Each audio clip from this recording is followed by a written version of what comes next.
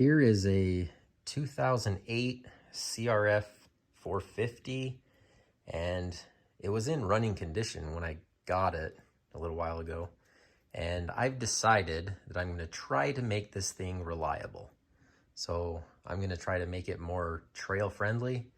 And this is going to be what I call my detuned 450.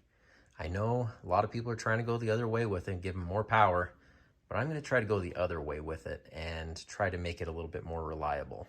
And I know I've started the project already, and I haven't got any videos of, before now, but I decided to post this on YouTube to see if anybody else is kind of interested in what I'm doing with this. And kind of as a short synopsis, I am taking the piston. As you can see, this is not the piston for it, but it is. I had JE Pistons build me a couple custom pistons with lower compression and a longer skirt to try to keep the piston from rocking inside the cylinder bore.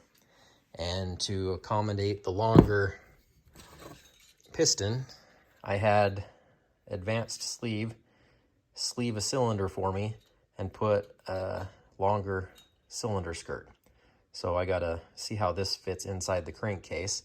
I've already checked the piston to make sure it clears, and I've got to take this engine, which was perfectly fine, and tear it all the way apart to put a Carrillo rod in it, and then put this cylinder and piston in it.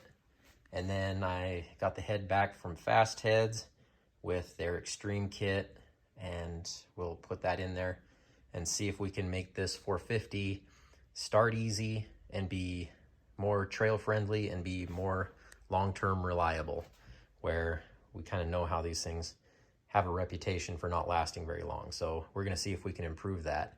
If anybody wants to follow it, feel free to. I'm doing it regardless, so it's just another project that costs more money. How do I get myself into these? Oh well. Anyway, here's just a beginning of this project, so if anybody wants to follow it, here it is.